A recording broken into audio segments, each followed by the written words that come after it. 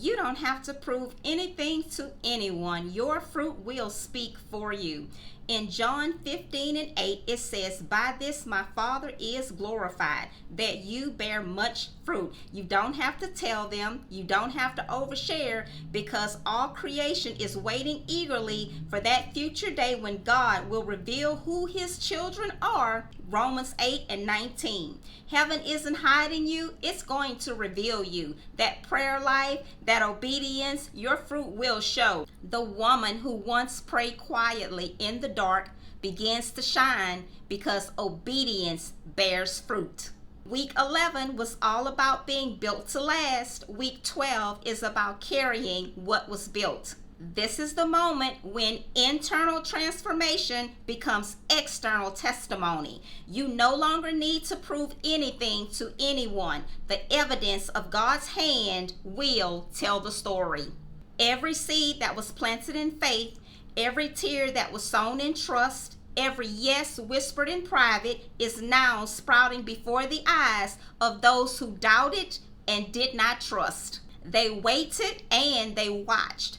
But John 15:8 says, "By this my Father is glorified, that you bear much fruit." John 15:5 says, "He who abides in me and in him bears much fruit." You stayed rooted when others uprooted. You chose obedience over opportunity. You didn't chase platforms. You cultivated presence. Now what's emerging is not coincidence. It's cultivation. You are walking in the manifestation of your yes. Faithfulness looks quiet until it shows up.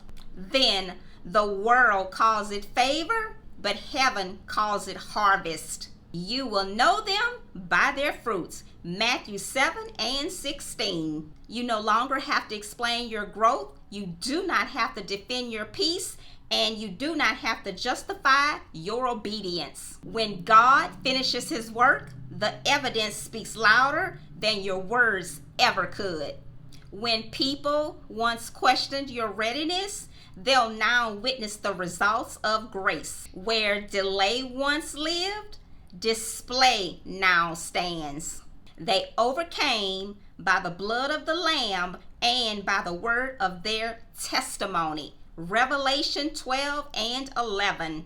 Your story is not for shame, it's for stewardship.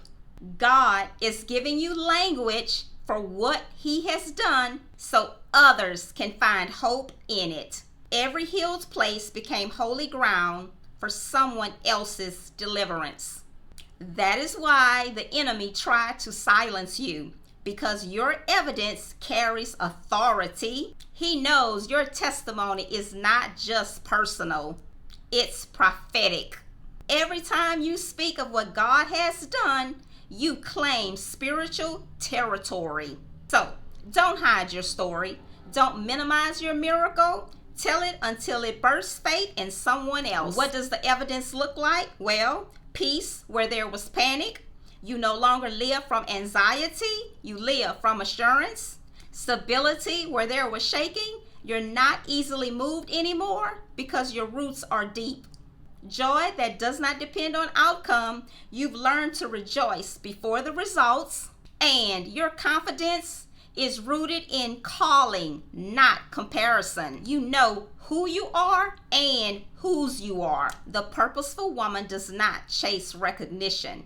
She radiates revelation. She walks into rooms proving that God still heals, still provides, still restores, and still fulfills his promises. Your peace is evidence, your stability is evidence, your glow is evidence, and your calm in chaos is evidence. So, this week, walk in authority like you're living proof of God's faithfulness. Stop minimizing what he's done, magnify it.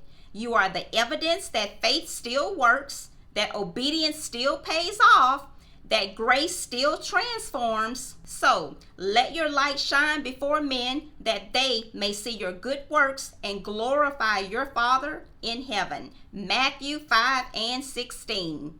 The world does not need another performance. it needs proof. And that proof is you. Calm, grounded, radiant, and whole. So, say this with me. I am the evidence of God's faithfulness. I am the fruit of His grace and the proof of His power. My life testifies that He finishes what He starts.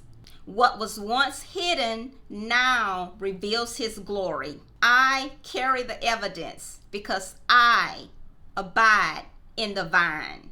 Why? Because you are the purposeful woman.